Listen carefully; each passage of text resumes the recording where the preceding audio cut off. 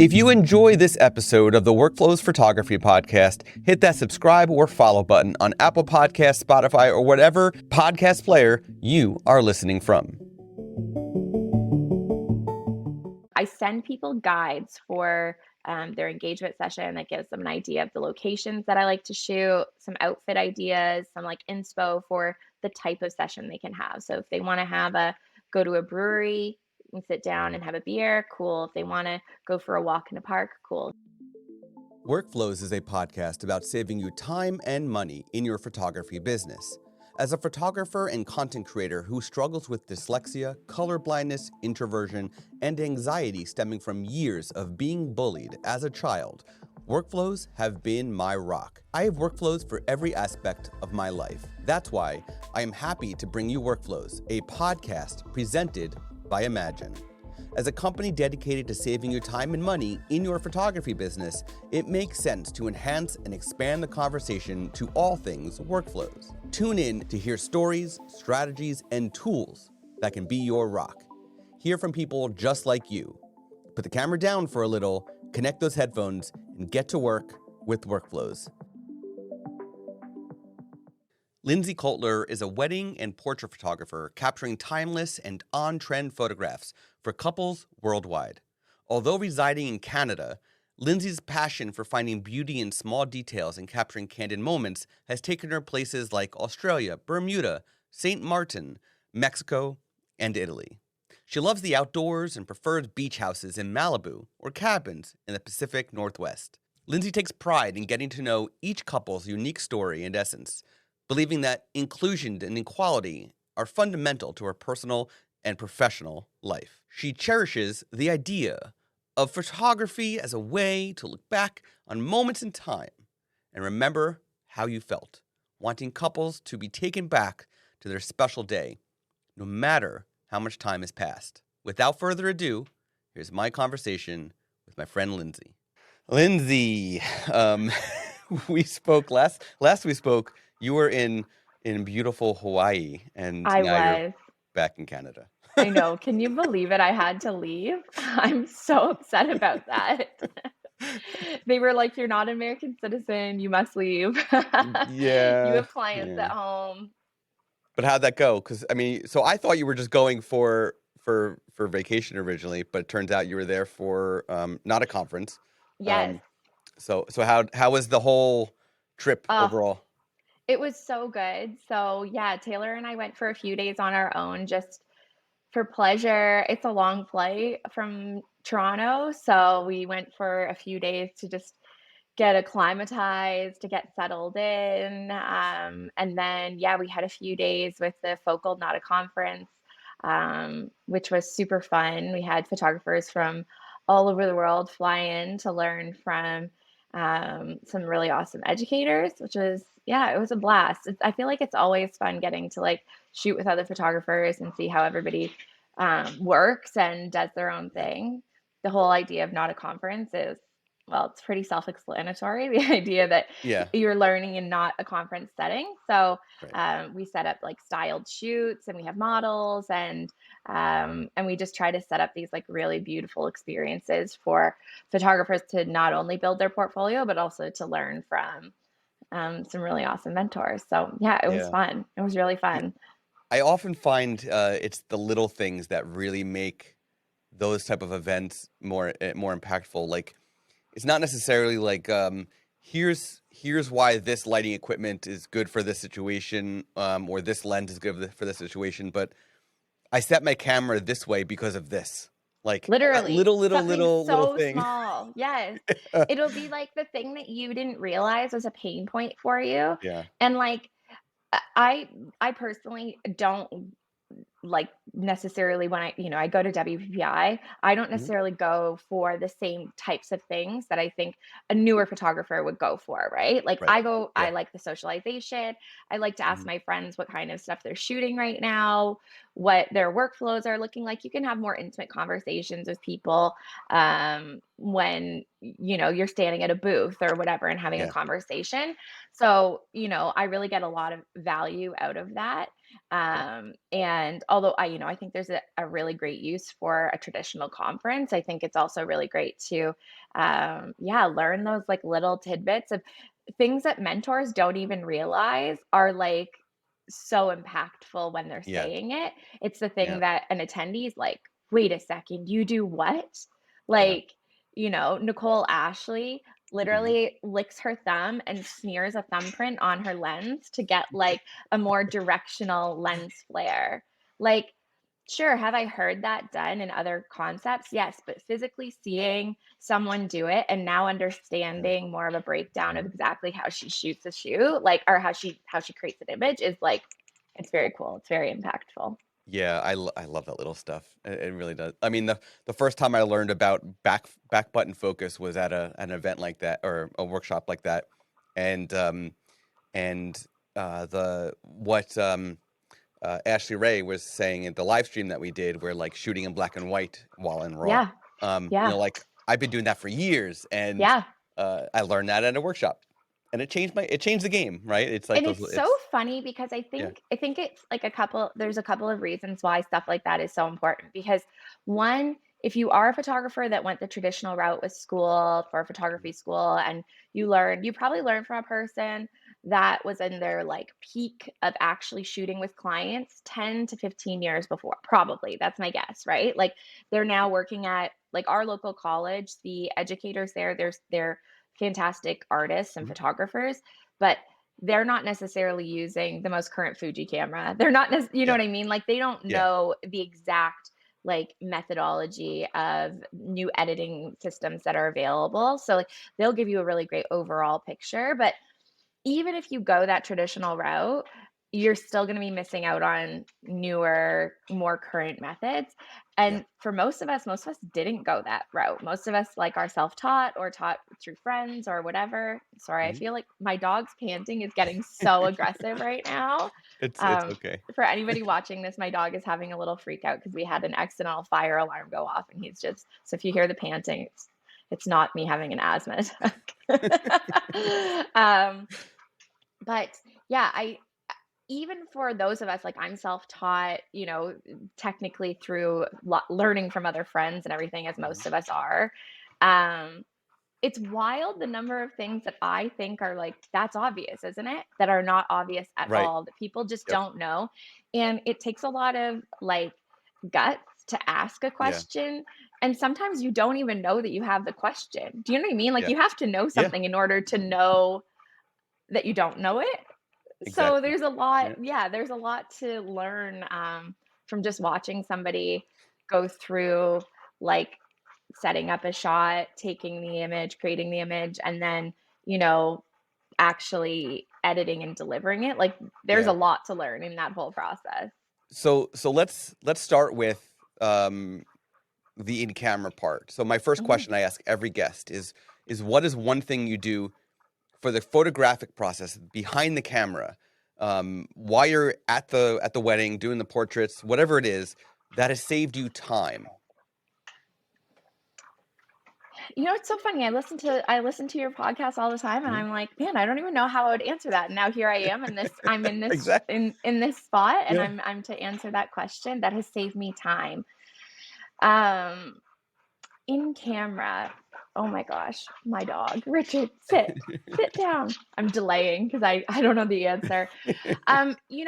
I think personally, it really comes down to knowing my clients. I don't know if Mhm. that's not necessarily the answer, probably like camera wise that you're thinking of, but um, getting to know my clients a little bit better because one of the things that I find takes the most time in actually setting up a shot and creating an image is them fussing or fidgeting or being uncomfortable.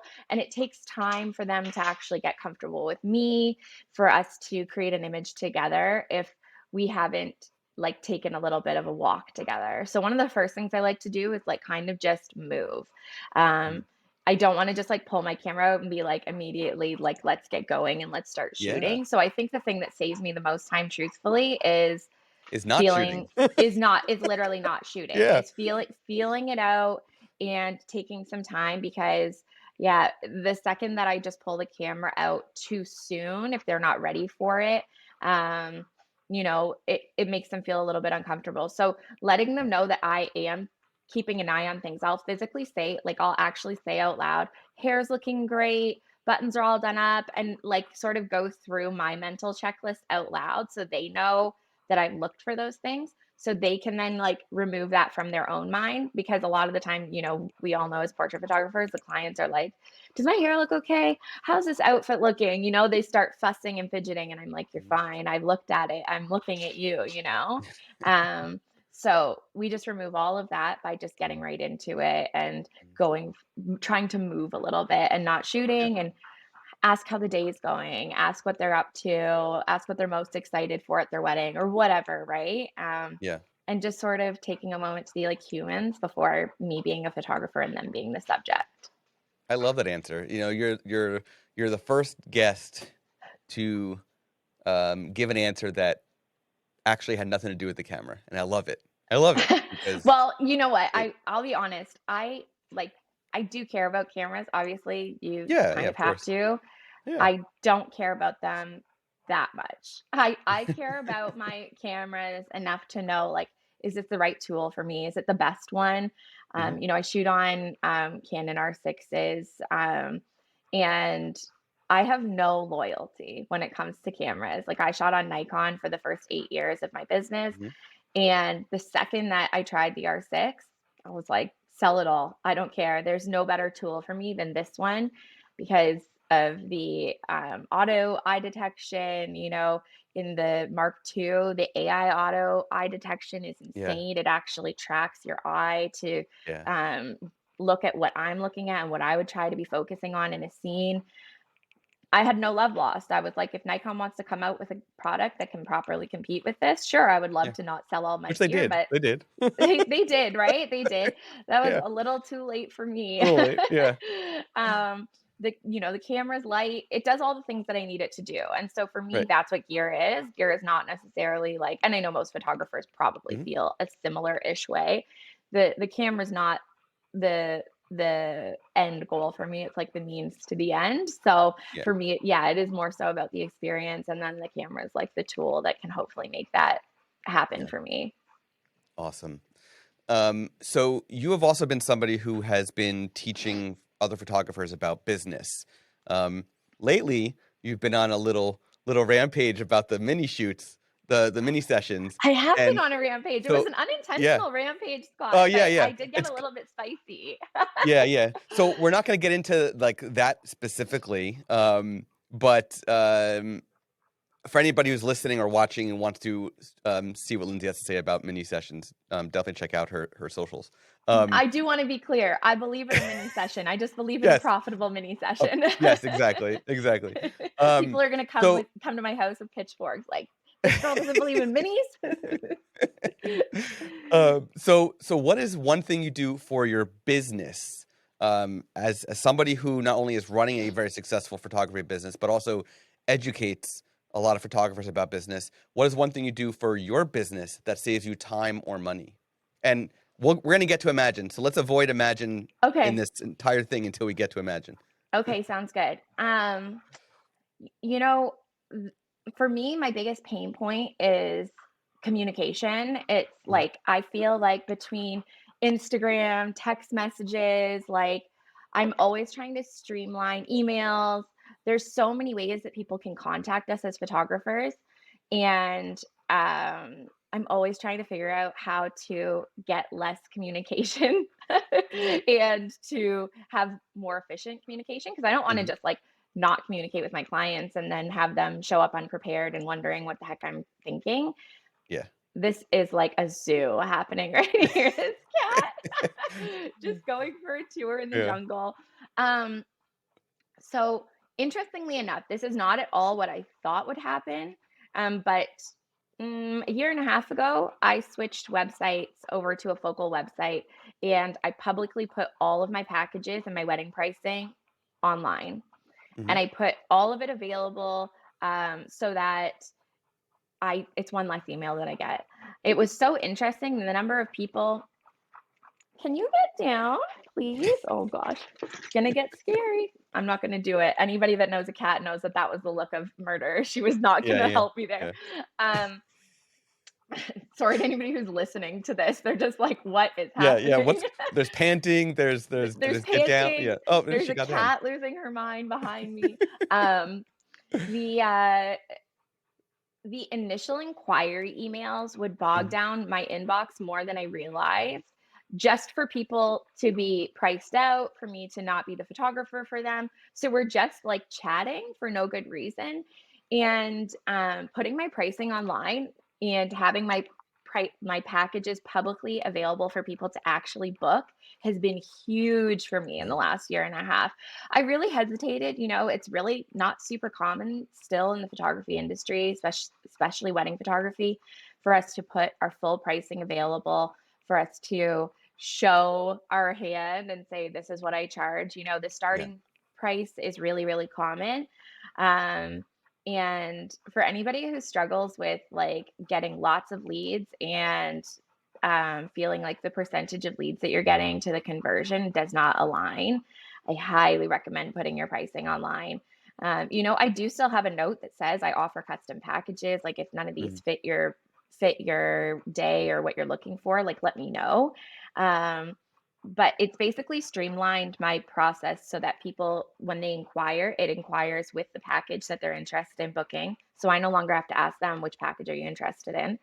And I just come back with like a templated email that says either we can book in a call and here's my calendar and you can just book in with me, or if you're ready to book, which it's surprising how many people are.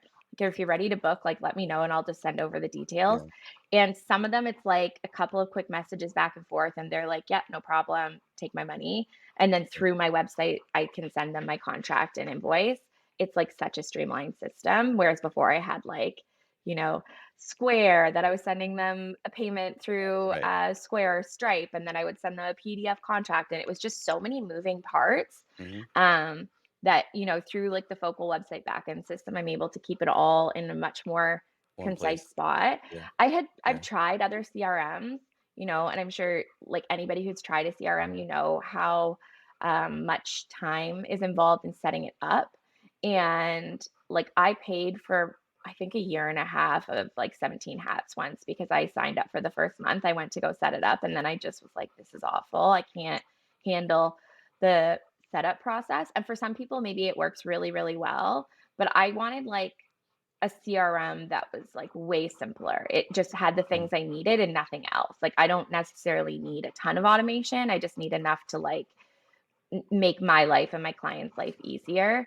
I mean, Um, that's one of the things about the photography industry is there's the competition is there for pretty much anything you want in the industry, whether it's cameras yeah. or software, or accessories, like so many things that do the same exact thing. It really a lot of the times, like for you, it comes down to the look and feel of it for yourself. Like if Yeah. you're comfortable with it, then maybe 17 hats is or is not the way to go versus And, like, I Focal's have friends built-in that stuff. swear by it, I do. I have Yeah, friends that are yeah, obsessed with 17 Hats and HoneyBook, yeah, and I'm obviously, they don't become as big as they are without yeah, having loyal customers that truly love yeah. their systems, I mean, but and it's the same thing whether you're going with like a Magmod versus a Rogue flash system. Like they do the same exact thing. They both offer do you like magnet the buttons systems. better on this one? Yeah, Yeah. yeah. It's literally just the look and feel. And so like so many other photographers, when I first started out, I worked in a camera store, and um, when people would come in, and they would say, which point and shoot should I get?" Right? This is what back in the point and shoot days Yeah. where that was the thing. Should I get Nikon or Canon? I'd say, pick it up. They do the same exact thing. Pick it up and see which one feels better in your hands. Yeah. That's the one you should get. Like 100%. that's what it comes And down to. honestly, I truly believe in that so much, like the Yeah. physicality of an actual physical device. But I also think photographers, it's an aesthetic industry. We care Mhm. about aesthetics. We care about how things look and feel. Even if your vibe is minimalism and you don't necessarily care, that's still your aesthetic, right? Yeah. Like even if your vibe is like really, really like high end and fine tuned, then maybe you want a more elaborate system like a honeybook or something. Mhm. All of these little pieces that make us up as creatives are also what make us up as business owners. It's really Yeah. interesting. Like the things that Yeah. people really personality wise enjoy and match for them, those same things carry over not just through how you create an image, but also how you deliver your service as a business Yeah. owner.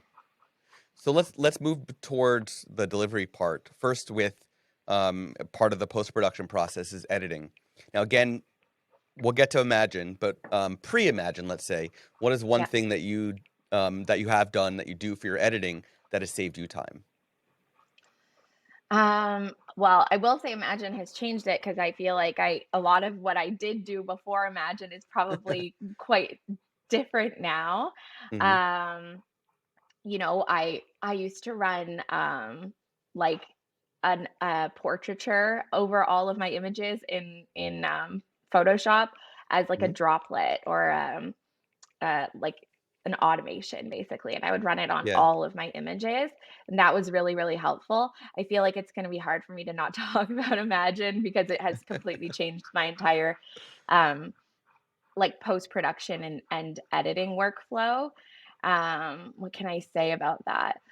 I guess In one of the portraiture, you were doing just like light skin smoothing, or was it like a bunch of additional edits beyond skin so smoothing? I used, like, the actual, you know, plugin that you can purchase, and then Hmm. it was light skin smoothing, like an eye enhancement, and I toned it way down. Like, I don't know if you've ever used, like, the Yeah. actual portraiture. It's Yeah. very it can be very intense, Yeah. which is not really my style, so I kind of had it apply and then dragged it down to, like, 60% intensity, Mm. and then I would export all of my images from Lightroom, and then I would run all of the finished images through that to give, like, an overall skin smoothing and an overall sort of enhancement. The thing that I found that was really helpful is that it made it so that I didn't have to do individual masking on photos. But as you know, if you've used it, it doesn't work well on every single photo. So, I was applying it on images that didn't necessarily need it, Mm. or I didn't like it how it would apply on every photo. But by the time I was running it through, 800 images, I'm not gonna go back and be like, "Oh, I'm gonna re-export those photos through Lightroom." Like, that wasn't happening for me. Right. But Right. it did save me a lot of time pulling images from Lightroom into Photoshop individually.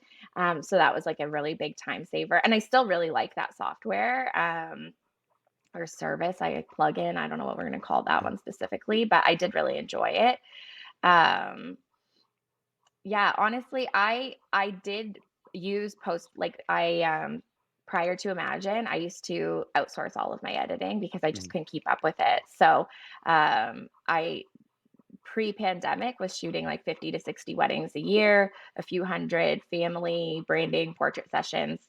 Um, the time was just not there for me to physically sit down and edit Right. photos Right. myself.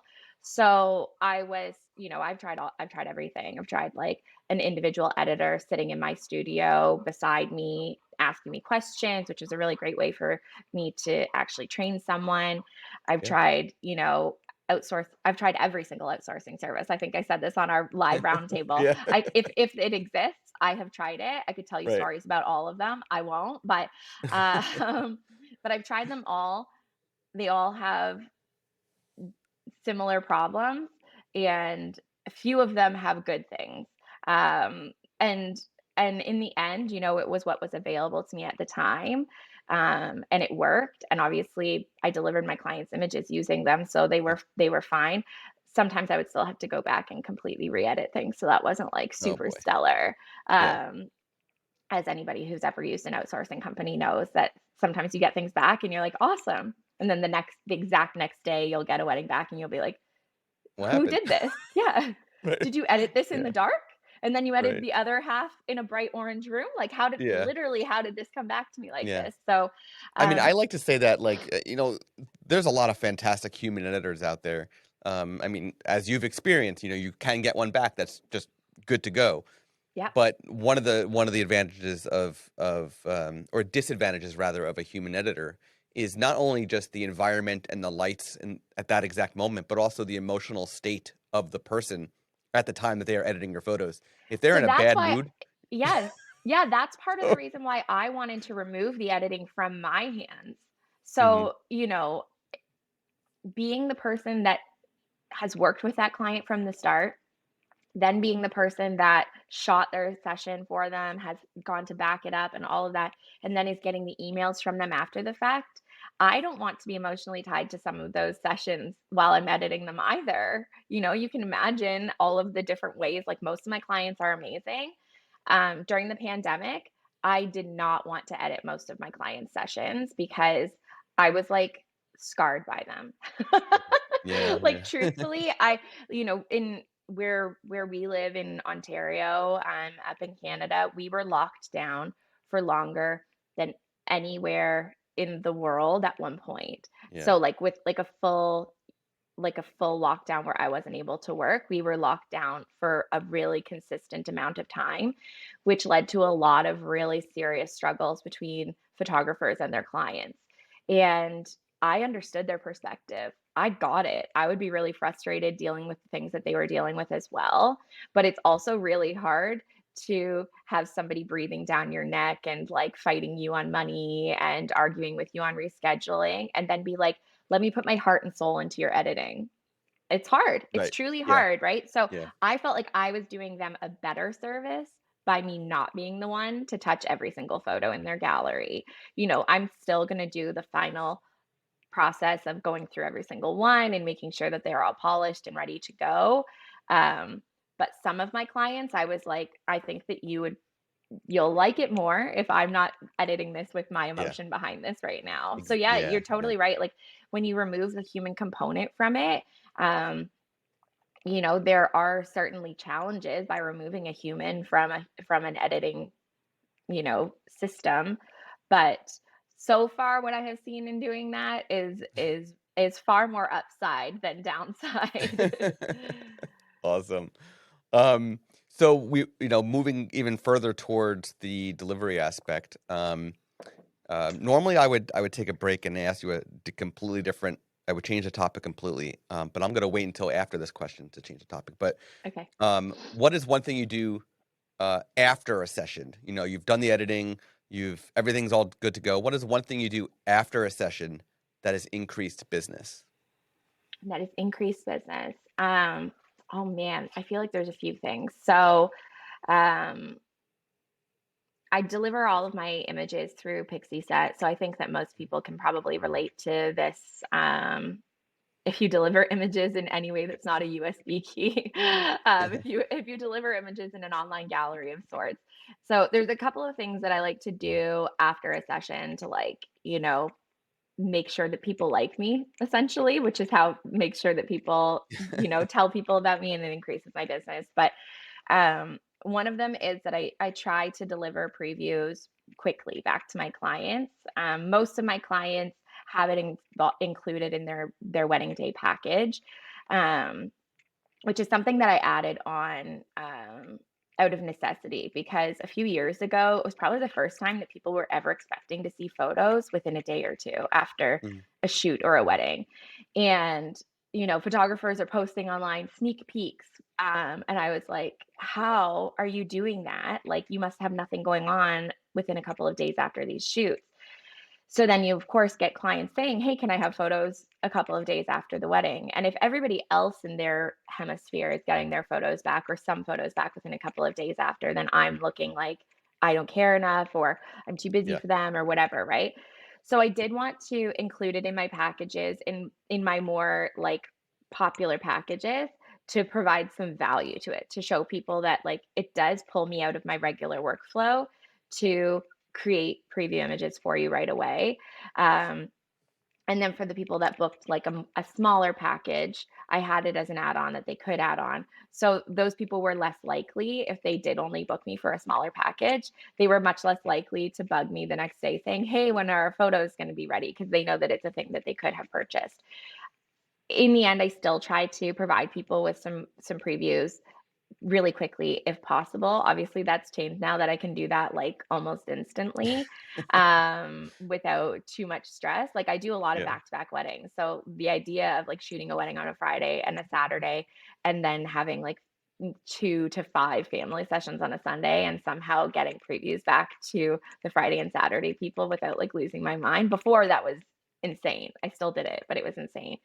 But delivering previews to people really quickly is a really huge thing.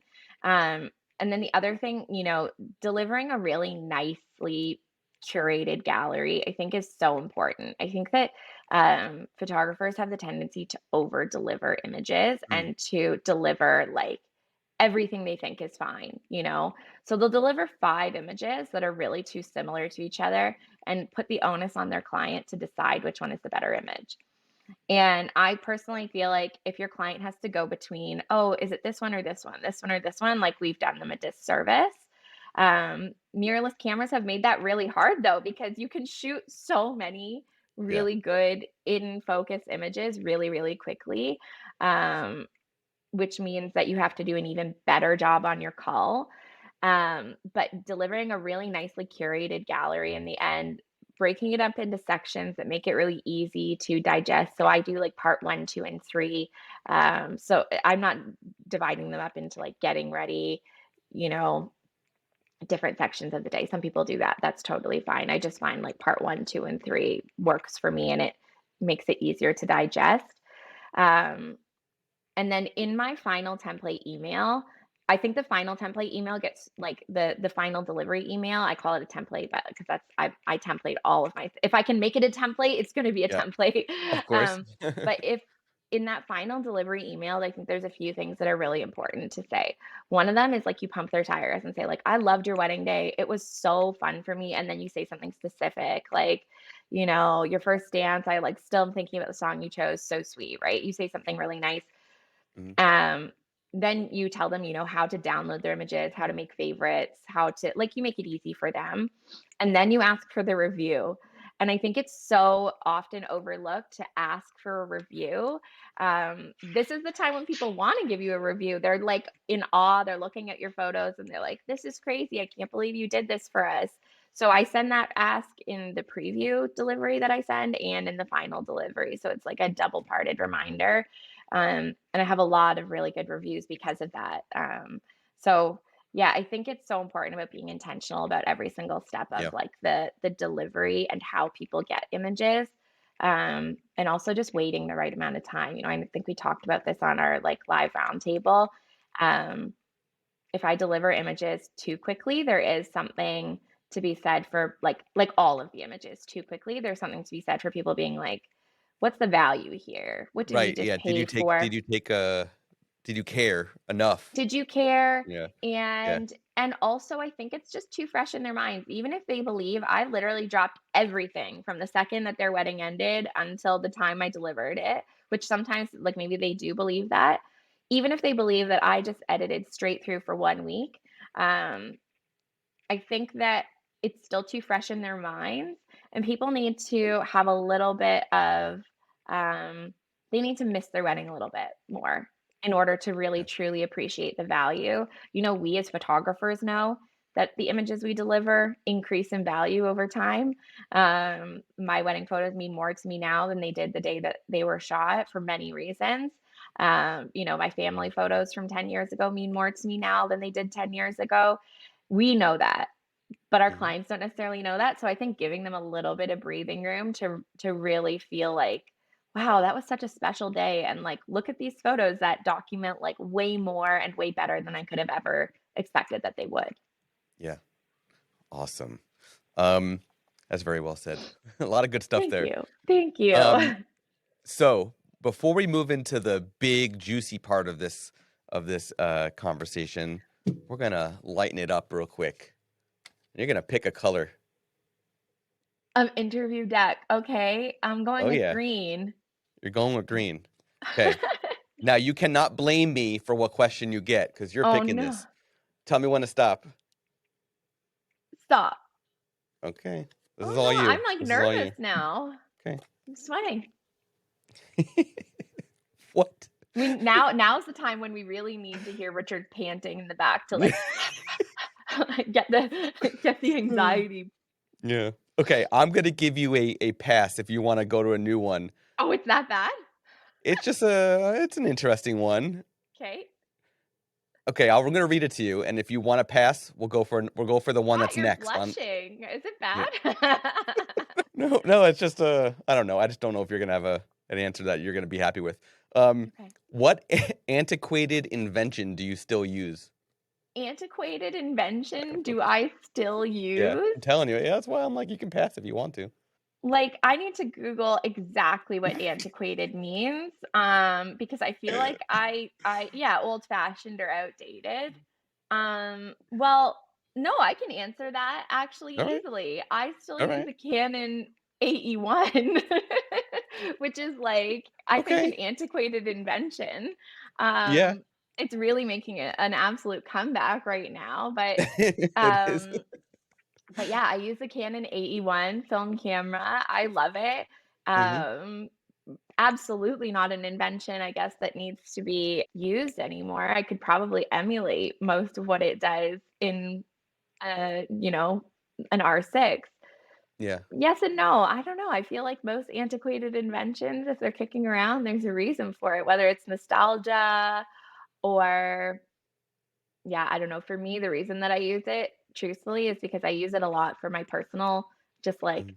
family photos and travel, because I don't have to do anything to the images afterwards. I just am like, here you go. And I give them to the lab, and then they come back Yeah. to me, and I'm like, you're beautiful.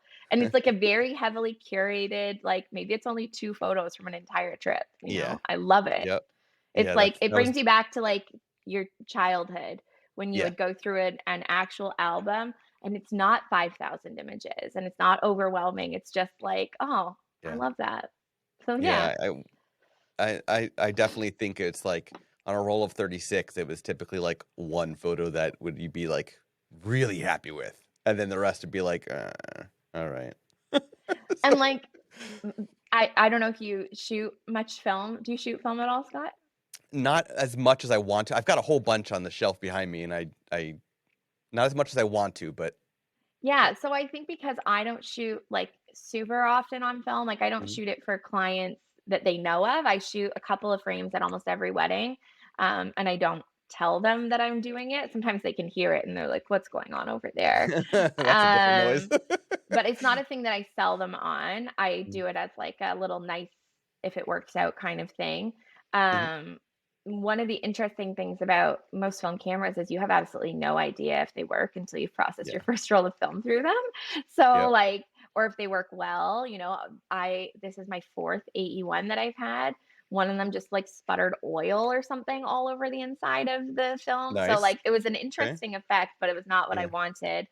Um I shot an entire roll of film in Iceland, and I Mhm. felt like it wasn't really like, when I cranked it, I felt like it wasn't really doing anything, and then when I released the entire roll, nothing released, like, I hit the release button on the bottom and nothing released, and I was like, "Did that just not shoot at Oh all?" boy.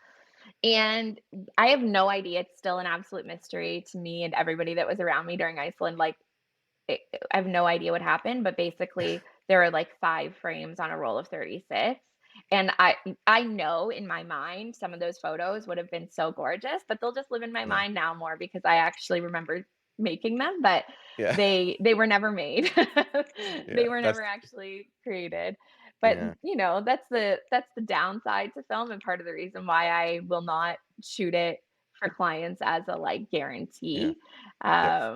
because I'm a big fan of backups. I'm a real, real big fan of backups. There's a reason why it's antiquated. Yeah. There's not to foreshadow too much, but there's a reason why Imagine's getting into offering backups. And this is one of them. Yes, So, seriously, backups are so important. I think, like, um, I I have a tendency to get very stressed out during wedding season. I'm sure no other mm. photographer does, right? Nobody else, just me. I do have You're a the really only one. serious I'm the only one. I know, I'm working on it. September, October for me tends to be a very, very, like, emotionally distressing time for a few reasons, right? It's like if you have the backlog of the summer breathing down your Mhm, neck, then you're looking down the barrel of what's gonna be a really busy fall, mhm, and I also usually have travel coming up sometime in the fall, like, you got to way up north, you got to go to Europe for, or like, a family trip in November, or something coming up, right? And I'm like, I feel like I'm being sandwiched by all of these responsibilities and pressures. One of the biggest things that I think of when I'm stressed, I, like, wake up in the middle of the night, like, "I didn't back up that shoot," or "I didn't back up that wedding," Mhm. like, it's never happened before. I've never Yeah. not backed something up, Yeah. but those things make me lose sleep, and, traveling a lot really, compounds that. So I basically have come up with my own personal set of backups for every single thing that I've ever created an anxiety over. Like, did I format those cards and shoot over them? So now I don't format any cards until I've delivered galleries to all of my for sessions or for weddings. I don't Yep. format any cards, and I just like have this like locked case of so many SD cards.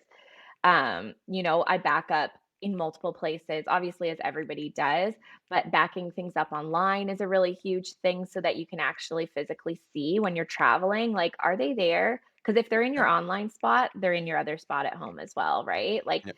we have a fireproof safe. You just come up every Yeah. single whenever my clients ask me, like, what are your backups? I'm like, any possible worst case scenario you can think of, I've had a nightmare about. Yep. I've literally lost sleep over. And so instead of just continuing that, which is like a terrible way to run your business and a terrible way to live your life, I'm just like, let's just create a process for it. Let's just build that out of reality so it's literally not a thing anymore because I don't need more stress in my life. And it's just, I can't be creative when I'm stressed. I truly can't. If I'm Yeah. financially stressed, if I'm stressed about losing images, if I'm stressed about my inbox, if I'm stressed about Mhm. anything, like going into a wedding is just, it's hard, So, right? It's like trudging through yeah. quicksand. So, yeah, I think anywhere that you feel like stressed, it's like, oh, just get rid of it. Let's Yeah. solve it out. Let me ask you a question before we dive into the next question, because the next one's a pretty heavy duty one. Um, uh, let's say you're using Imagine to cull and to edit, right? For Yeah. the full that full process. Imagine if while the photos were uploading to cull, right, first, Yeah. um, if we were backing up your catalog with your raw photos for you, and you don't have to think Yeah, about that's it. bonkers. That's bonkers. Yeah. Um, So like keeping it in that simple workflow where you're already using it to cull anyway to then eventually edit. We're just storing it for you as your disaster recovery. Would that reduce or remove your anxiety of yeah, all those? massively. So Massively. so welcome to the future. That's that's so amazing. That is Yeah. so awesome. Yeah, it's gonna Wow. be cool. Yeah. That's The that's really huge. yeah, the prototypes for it are pretty pretty sweet. So I'm very excited about it for it to like And it backs up, does it back up the called catalog? It backs up the catalog, so the everything you full import. catalog, and then we'll cull for you, and then without you having to re-upload it or anything, we're uploading basically what's happening is we'd be uploading your backup, to back up, and then you would do the Right. cull and edit anything else in the future, send to your gallery, all from that backed up original catalog. That's very cool. Yeah. That's very, very cool. So Well, I'm yeah. excited about that. Yeah, it's gonna be a lot of fun when it's out. I'm very excited as well. Um, so we're running out of time, but I want to try to get to these last couple questions. This next one is a pretty heavy duty one, so let's see if you can break it down. Nice bullet points. Can you share from a 30,000-foot view down a view that you're very familiar with because you travel a lot? um, an outline breakdown of your workflow from lead to delivery. Oh, yeah, okay, I totally can, and I can Cool. do this in an efficient way because I, Nice. just built a course, that's actually coming out very soon. I don't know when this podcast episode's coming out, but it'll probably be out by then. June 1st. Um, June 1st. Okay, so yeah, my course will be out. So, I can tell you this because I literally basically made a course on, like, my Mhm. start to finish, how I run things. So, Nice. a lead comes in. I've already told you, they inquire hopefully with an actual package. I respond with a templated email with all the things that I already told you, here's Mhm. a Calendly link, get booked in. Let's say they choose that option. We book a meeting. I respond, after the meeting, and I'm pretty like uh direct about that after meeting. Like they know after the meeting if they're booking or not usually. So I usually just send them the contract and invoice right away, which is all done through the Focal backend system, which is awesome. Um, People pay generally within an hour. If you're not accepting credit card payments, grow up. No, I'm just kidding. But accept credit card payments. Build it into your pricing if you must. Yeah. But It's so easy um, at this point to, people really you wanna know, pay with a credit card, yeah. like, they really do. In Canada, it's even more important because we don't have Cash App and Venmo, it's not a thing. Hmm. So it's really challenging for people to pay us in any other way. They can send an Interac transfer, they have to go into their online banking, they have to set up a password, it's a whole scene, nobody wants to do that, so I accept Yeah. credit card payments. Then, we set up an engagement session, usually sometime soon-ish. I send people guides for their engagement session that gives them an idea of the locations that I like to shoot, some outfit ideas, some like inspo for the type of session they can have. So if they want to go to a brewery and sit down and have a beer, cool. If they want to go for a walk in the park, cool. Here are like all of the options. So they don't feel like they have to reinvent the wheel on anything. After the engagement session, delivery, like I said, I send them through Pixie Set. I send them their images with like a nice buttoned up templated email, basically telling them what's coming next, which is then getting into wedding planning. Usually there's a pretty big gap, right? So say there's like an 8-month gap or something. A couple of months beforehand, I'll send them an email asking them. Now, actually, I've just been started to send them out questionnaires. Like I said, I didn't really love a CRM, so I felt like that was the best way for me to send out questions before was just like I would send them a few specific questions in an email. So now I'm sending them a questionnaire that's built into the same backend dashboard system of my website that just asks them like some details about where are you getting ready, blah blah blah blah blah. All the standard things that we Hmm. need to know about where should I be and when. And then I actually create a photo timeline for my clients. I don't really like being given one because they don't know, they don't know what's best as far as the photography schedule. Um, and again, I try to just remove as much homework for my clients as I can. Um, so I skipped through some. Oh no, I didn't. I'm like, wait, what bullet point am I on? No, so I send them all of these things, just asking them where am I supposed to be and when, and then I create the itinerary for them. I think the itinerary is so important for Hmm. so many reasons because like the pre-production is the production essentially, like that Right. pre-planning is how we ensure that there is enough time to get really nice flat lays or to make sure we have lots of time for couples portraits and family photos and all the things that are priorities for my clients. Day of the wedding, I do the thing. We shoot the wedding. It's always nice. I show up really early, like an hour early to most weddings, and I just sit in the parking lot and drink a water and chill out with my second. I go at dinner time. This is like a really crucial part of my workflow that's like very, very new. I process everything and call it, and then I immediately during dinner upload that catalog to Imagine and have everything that's been shot up until that time um, edited and done. I know, you're shocked, Scott. You've never heard this before. Nobody does this. No. But like literally up until dinner time now, everything is basically edited. So I Hmm. can then go through at dinner because there's usually too much downtime and I can't stand downtime on a wedding day. But there is usually too much downtime on a wedding day during dinner when you're waiting for courses and speeches. So I actually go through and start making my selects for their previews that I'm going to send them the next day. Um, After the wedding, I go home and do a full proper backup and then finish doing the cull and edit through Imagine of the rest of those images, which is like usually only, I don't know, 400 or 500 images that I've shot after dinner into the reception, depending on how long the day is. Um, Next morning, I pretty much finish everything. I go through every single image and it's like a next, next, next, next, next. Yeah. And I then mark things that need to be delivered as previews, and I make another mark for things that need to be more finely retouched. And that's a step that I never used to do.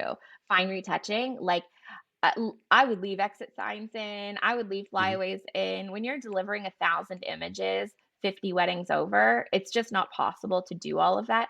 And I kind of believed like, oh, my clients aren't expecting that. And they probably weren't because that's not what I was showing. I wasn't showing really, really polished images on my Instagram or website because I wasn't doing that. So I don't think that they were expecting it.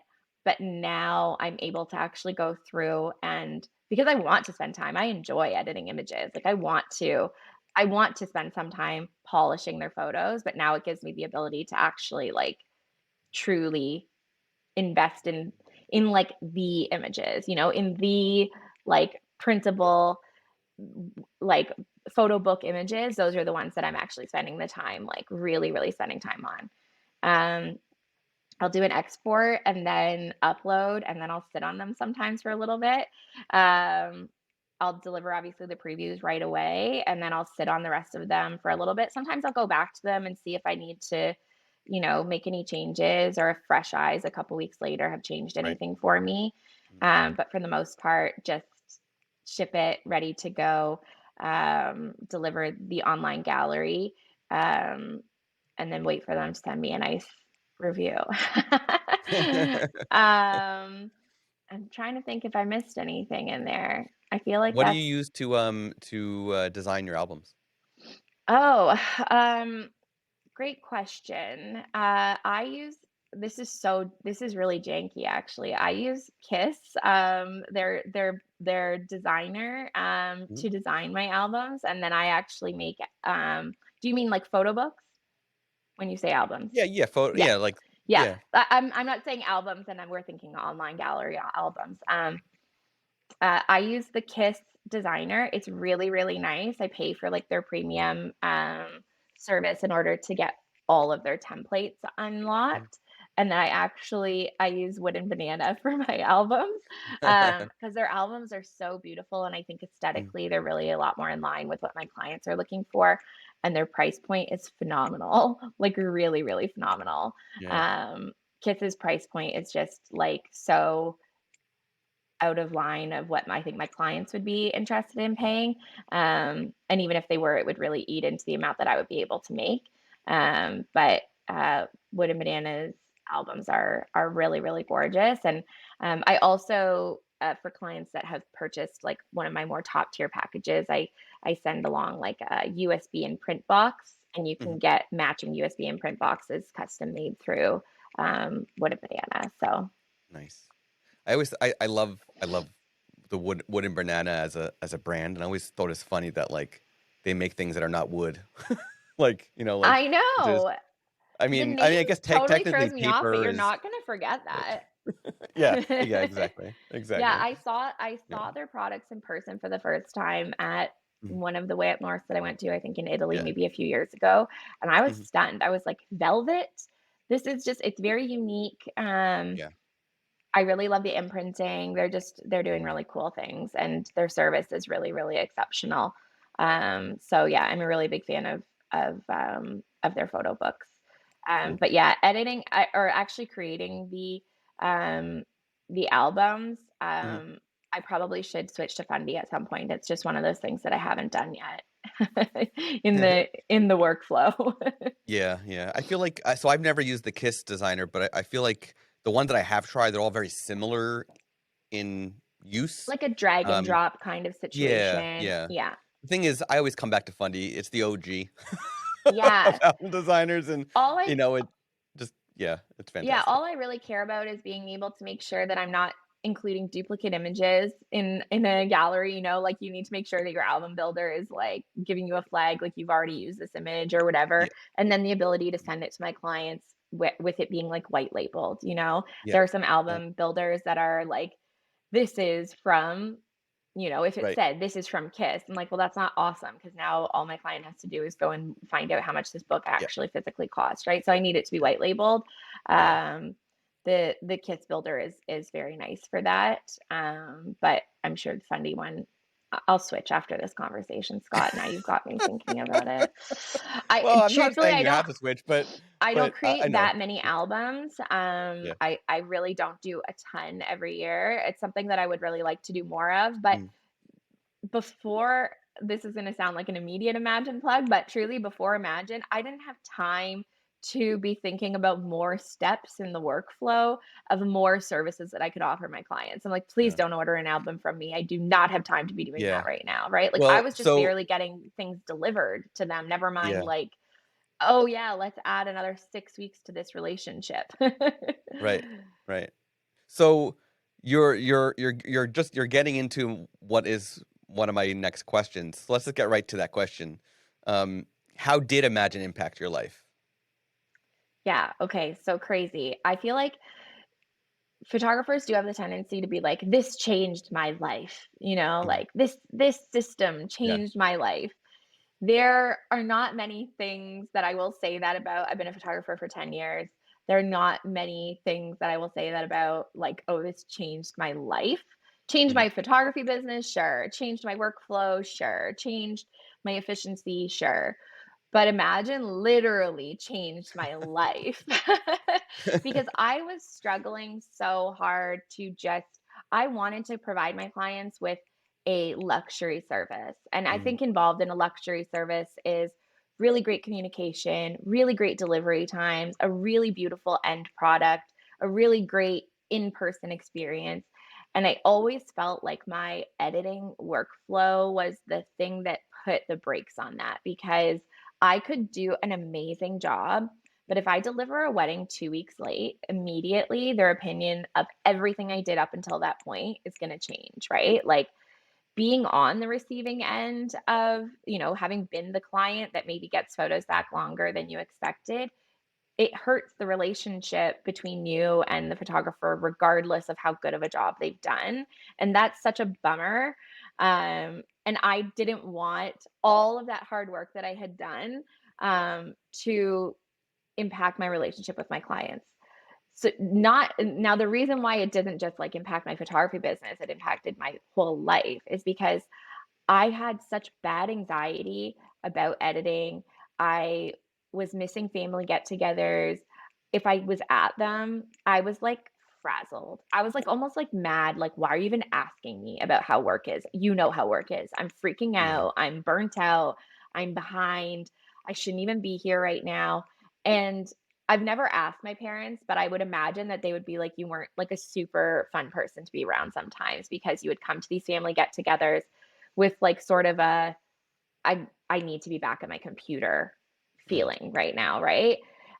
Even when I was outsourcing, like, I had one really bad experience where I had an outsourcing company drop the ball on a wedding before Christmas, and I'm like one of my sort of rules for myself is that I deliver everything before Christmas. Even if I shot that wedding on, like, December 20th.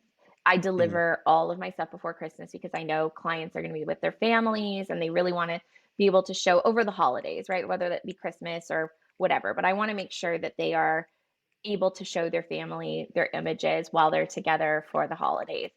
And I had an outsourcing company really heavily drop the ball on a wedding that I had shot in November. So it's not like they didn't have a lot of lead time. They did. And they dropped the ball on their customer service and they dropped the ball on the editing. And I ended up editing that entire wedding over the Christmas holidays so that I could get them back at least before the New Year's. And that really soured my entire opinion of outsourcing as a whole because I felt like it's interesting. I think imagine people think that they're losing control, but actually you're gaining it all back, right? Like they think in giving the control over to AI that they're losing something in some way. That's how I felt about outsourcing. I felt like I was giving all of my, you know, I was like, here is this gorgeous wedding I'm giving you, and please make it nice, and you just hope that they don't decide that day's a magenta day, like Right. Right. you really have no idea what you're gonna get back. And if you get it back on a day that you're already behind and it's really bad, then that can be a really stressful thing and can be really bad for your own mental health, for your Mhm. relationships with your clients, your relationships with the people in your life. Um, just overall really, really crummy. Um, And then, it changes how you feel about the overall finished product. You feel like you're hesitantly delivering a gallery that maybe isn't as awesome as it should be. Um, and or it's really awesome, but it took a whole heck of a lot to get there. So that's kind of it, there's a lot of like emotional baggage tied up in some of that delivery. Mhm. Ever since sort of switching everything over, so I delivered every single shoot that I did last year through Imagen, every single thing. So I think I know how many photos it was in the end because I ended up creating a new profile off of it. So it's 22,000 images that I ended up processing through Imagen last year. And um, I went to the cottage. I was present. It was lovely. I had way less stress about like, am I missing files or have I not backed something up? Even though, like I said, it's never been a thing that I've ever done before, but it's still, it's just when you're stressed about something, your brain goes to the easiest thing that you could Yes. stress about, right? It's like, Yeah. what's the first It thing I just could freak out piles and about? piles and piles and piles. Yeah. Yeah. Yeah. So you think like, did I not back things up? The great thing is that I'm like, the gallery's done. Like, I don't have Yeah. anything to think about. Like, if I wanted to, I could pull up the entire catalog right now and physically see it and know everything's all good. Like, you know, it removed so many barriers that were like really huge pain points for me in my business at every level, not just the editing level, right? Like um, I I do a lot of family sessions in the fall, and I remember there have been many sessions that I show up to the family session, literally like I better not overshoot right now because I don't have time to edit all of these and to go through all of them and to deliver a ton if I overshoot. So now I'm like holding myself back creatively because of the editing process. So it's not just the editing process that gets impacted by it. It's like everything. Um, not only that, but the financial side of things, outsourcing the equivalent of 22,000 images or more or whatever, that's a very expensive day. So I was spending like well over $10,000 a year on outsourcing, like well over. One year, I think I spent close to $20,000 on outsourcing. And last year I spent like 2,500 on like a lot of photos to be edited. So Yeah. um, I truly can't say enough. I really can't. Like, I'm so grateful, not only to Imagine for like existing and continuing to evolve in the areas that we need, but Mhm. also to the photographers that talk about it. It's part of the reason that I talk about it so much because I'm like, I wouldn't have wanted to experience what 5 more years of my life like it was. Um, in the future. So I'm trying to save people from that because Ooh. it it is what's going to lead to burnout. It's what's going to lead to photographers really having a not great time with their businesses and then just quitting because they're just not Yeah. going to be able to I handle it mean, anymore. yeah, that kind of anxiety, stressful pileups, it just inevitable will lead to a breakdown of at some point. It has to, So right? That yeah. stress has to go somewhere. It can't Yeah. live in your body forever. So you're either gonna Yep. get physically sick, you're gonna get mentally sick.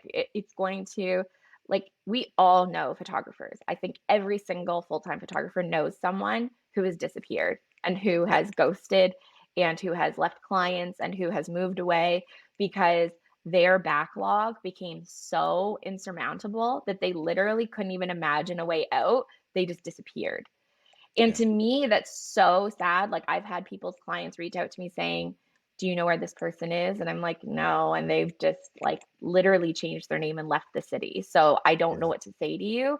But it's so crazy to me that there's such a simple solution. And so I think it's so important that, the photographers that do use it keep sharing, keep telling people about it.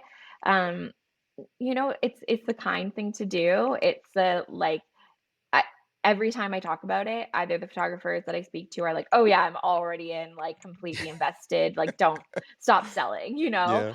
Yeah. Or they're like, "This is what I've been waiting for. Thank you so much." And they're, like, Yeah. beyond grateful. So, um, yeah, thanks for creating, like, one heck of a product, and every single thing that you're doing, like, keeps improving. Like, I know I just told you that I just, updated my profile using Mhm. the adjustments tool. Like, wow, what a cool because again, if you're using like an outsourcing company, you want to explain to them, okay, this year I'd like to go a little bit warmer and I'd like my my yellows specifically to be a little bit less saturated. Yeah. You're gonna that's a 6-month process before they start figuring that out for you.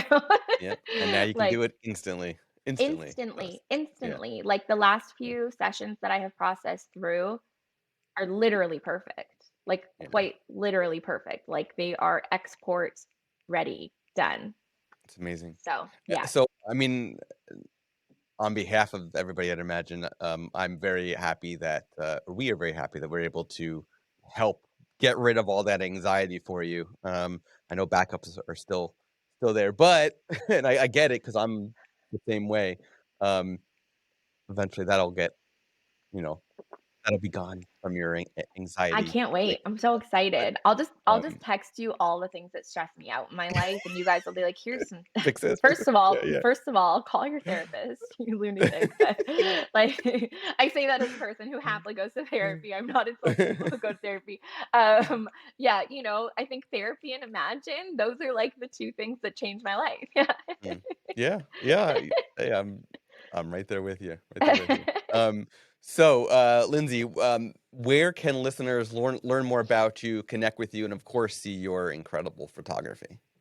Oh, thank you. Instagram is like a pretty good hub to find me, what I'm up to. I share on my stories fairly often, pretty much every day I'm there hanging out. So it's L Coulter, Coulter photo on Instagram. And then from there, you can find all of my links. My course is at betterthanbooked.com. You can find that if you're interested in you know, figuring out how to become like a really well booked photographer, but one that's like actually really happy in their life too. I think that's like a really huge thing that's missing in the photography industry is like, yeah, do you want to be a 6-figure burnt out photographer or a 6-figure thriving and happy and content and peaceful photographer? And that's like my goal, be Yeah, surrounded by 100%. plants and well hydrated people. That's all we need. You are surrounded by plants, whether you're in your house or in your studio. There's always plants near you. Honestly, I think it's like a good symbol of growth and thriving. I wish that in my dungeon of an office studio, I had a little bit of sunlight that I could take advantage of for real plants, but You could I don't. totally have real plants in So there. You could get like a couple of little grow lights. No I problem. could, I could, but We I've can got a make that fake happen for you. bonsai as a karate nerd. I've got a fake bonsai back there. So That's pretty cool though. I feel like yeah, that's allowed. That's allowed. yeah, yeah. Your setup is pretty Um, sweet, Scott. Thank you. So thank you, Lindsay, for this awesome chat. I know that there's a ton of takeaways for all the listeners out there. So I really appreciate you taking the time and chatting with me and sharing all of your insights about all of your workflows and all that fun stuff.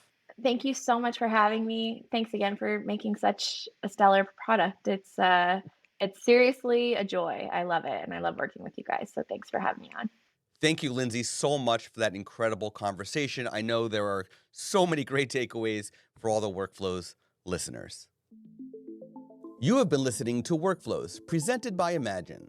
To hear more from Workflows, to find links to our guests, and for an exclusive offer for Workflows listeners, please go to imagenai.com/podcast and be sure to subscribe to the podcast on Apple Podcasts, Spotify, or wherever you listen to podcasts. Thank you for tuning in. Until next time.